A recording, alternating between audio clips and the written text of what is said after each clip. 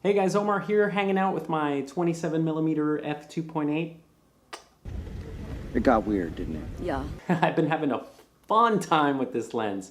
Those of you new to the channel, I don't do technical reviews. I do more like user experience reviews, and we are all different as humans. So my experience with the lens may be different than yours. And I also have a little cousin for him. This is the 23mm f2. And I think a lot of people are going to be deciding between these two. And I will do a video on the two. I've used the two. I really haven't used the 23 enough to make a video on it, but I am working on it. But just to make a long story short, really, they're both fantastic options. The 23 is a better lens as far as usability. The focus ring is great. It has the aperture settings right on it. It is on paper a better lens. But so far, I've been having more fun grabbing the 27mm 2.8. But remember, those of you that know the channel, you know that I got the Fuji X-T20 because I like a smaller package. So that's why the 27mm for me has been so much fun, because it's so grab and go, a la X100 series, okay? So let's show you some photographs, because last time I did a terrible job at street photography. I'm trying to get better, but what I'm realizing is the type of street photographer that I am is more stealthy. I don't like to bother people and just capture whatever. Let's just look at pictures. If your concern is sharpness with the lens, don't worry about it. The lens is super sharp. You can see from this building here in Montclair, New Jersey. You can see all the little lines, everything. And remember, like I always say, if we're taking pictures where people are noticing or not noticing the sharpness, our pictures aren't that great. We want photographs that capture people's attention or make you happy. Just try to get good photographs with good light. Here's a picture with the kid. This is at 2.8. Now, since it's 2.8 and it's a little wider, you're not gonna get super bokeh like the 56 1.2. If you're going for that look, don't get this lens. You want something that's longer and has a small aperture like 1.2, 1.4, and that will give you that compression and the background's really blurred. This one is great though for on the street portraits, quick portraits, but you can see the background is not super blurry if you're taking a full length and there's a lot of distance behind. Back to ridiculous super sharp. You can see the city looks fantastic. These, by the way, are all kind of JPEG with a little adjustment, either like the shadows up a tad or exposure up a tad, but they're pretty much straight out of camera unless I tell you, which goes with the next picture. Sometimes I like to tweak the pictures a little bit, and so this cityscape had so much grunge in it, I had to like grunge it up. But again, it's an edited JPEG. I find myself editing the JPEGs quicker, and they look great as soon as I hit one of my preset buttons, so I'm loving editing the JPEGs. Now, I went to New York, and you remember from the last video, I was like hiding behind a flower trying to get, pictures of people. So this is a shot of me hiding, and I was like, you know what? I'm not going to do that this time. Let me be a little braver. So around this area, I started to kind of anticipate people's movements a little more. These guys were lost. They were just staring at their phones. And I think if you're starting in street photography, look for people on their phones, because they have our brain can only do one thing at a time. They have no idea you're there, and maybe you can take a quick picture. So I took a shot like this. Now, remember, I like color street photography. I kind of like the color street photography a little bit more than black and white, but as an interesting thing, at the end of the video, I'm gonna make a little montage of some of the images, but make them all black and white. And tell me in the comments if you think black and white street photography is more compelling. Do you like a mix, depending on what the picture is doing, or are you like me, like you lean more towards color and real life? Quick safe shot of the back of someone's head. It was the vendor that was selling all this food. This photograph's more about the food and food trucks. If you're in New York, you see them everywhere. So I was trying to get a nice little artsy shot of food trucks. This is where having a prime sometimes limits you. This guy was coming along on his bike, and I was kind of close to him. And I went to take a shot, and he was cool enough to give me a little little peace sign. But a wider lens with a building in the background or something might have been better.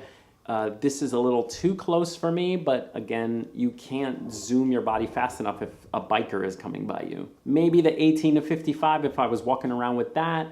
If you're gonna walk around with one lens to have variety, you're gonna need a zoom lens. I always like street photos that give you a sense of place. This is, you know, if you're from this area, you know exactly where we are right here. It's 34th Street, it's looking uptown, this guy's going uptown, that kind of thing. So I like that he looked to the right, that was nice. And again, this is the kind of street photography I'm enjoying, is just grabbing moments when no one knows I'm there.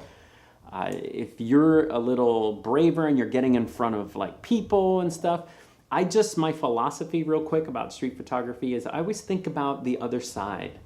Would I like to see someone like this, you know, as if I look up,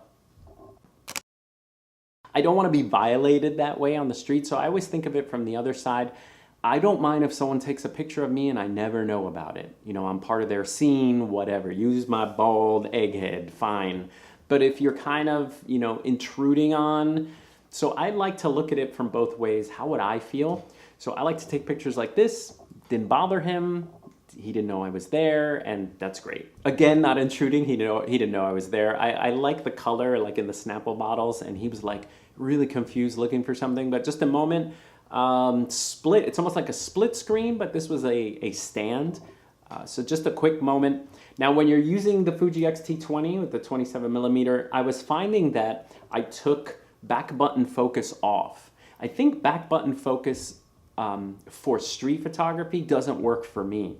For event photography, absolutely 100%. I like to pre-focus on a spot, and if someone's running into that spot, I don't have to like half hold the shutter and wait. It's focused where I want. So for my professional work, back button focus is great. But I'm finding and also for the Fuji, it's great. If I use it, muscle memory is fine. But for street photography, I'm usually shooting one-handed as opposed to like this. And I found that half holding the shutter, you know, sometimes you're shooting street photography like this at a bus stop. So I found that I switched for street photography, I switched to half holding the shutter and then shooting away. Okay, so if you are a back button focuser for street photography and you're struggling like I was, I started to get more grabs from half holding, pop, half holding, pop. I tried to use the zone focus method where I set my aperture to, this doesn't have an aperture ring, where I set my aperture to f8 and, you know, zone focus, that means the camera's always focused. I didn't really enjoy that. I understand it, it's quicker, it's better, but I like being at 2.8. I like seeing a little bit of, you know, bokeh in the background, even though this doesn't give you tons of bokeh. All right, here I was testing bokeh a little bit, 2.8, wanted a person in the background to see how blurry they would be. Bike is crisp. They're not as blurry as if you had, like I said, compression and like a 1.2 aperture. So it works okay. This may be better also with the 35 f2 to give you a little bit of a zoom, just a tad more zoom, and f2. And here, I don't know, if you come to New York, don't give these people money. Ugh.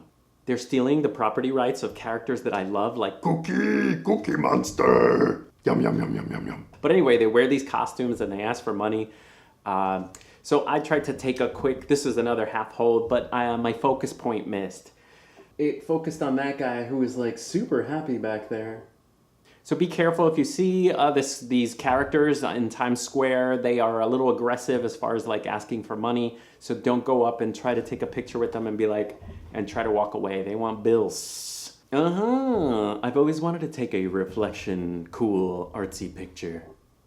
So you can shoot into windows and see yourself, see the reflections behind you, and see the people inside.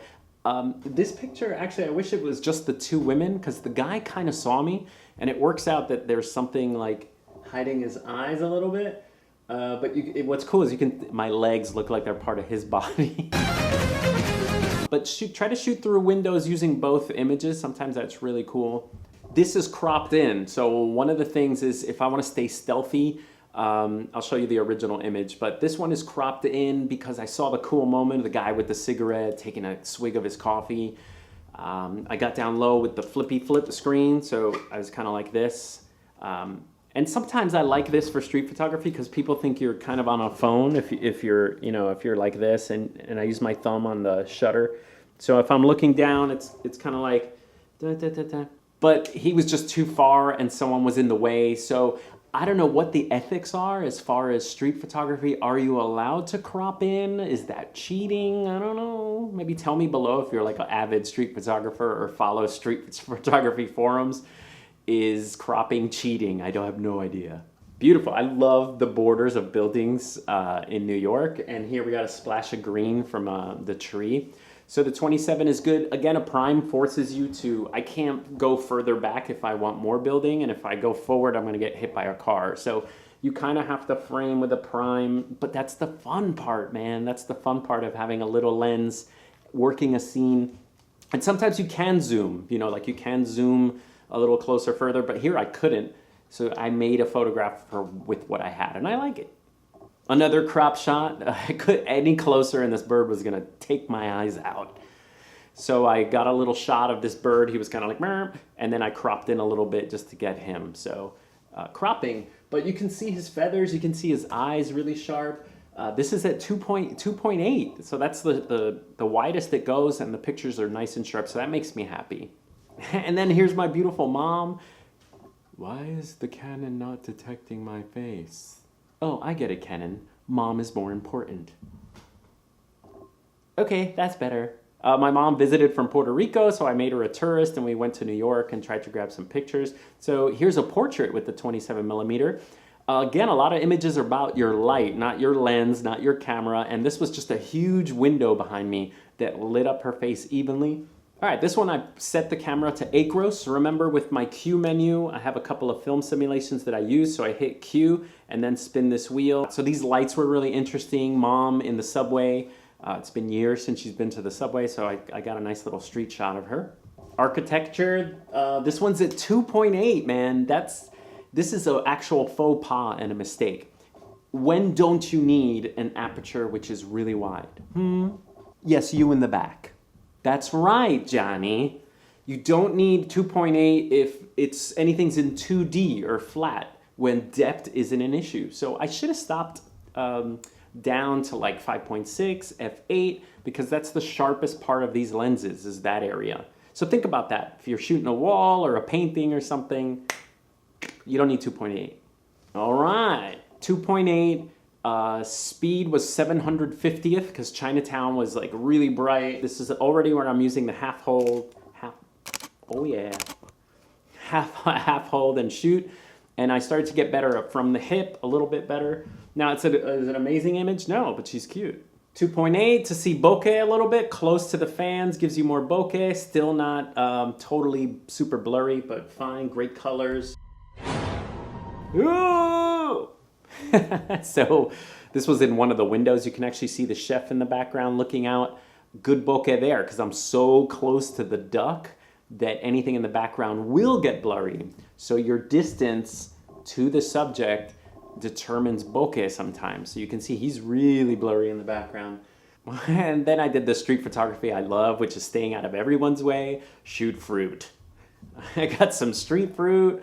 And then I got some like yellow fruit, but again, fun. I like finding different things in a market, close up, fish heads, things like that. Portraits, you can do portraits with it. Here's mom looking back. She just bought that hat for 10 bucks, Chinatown.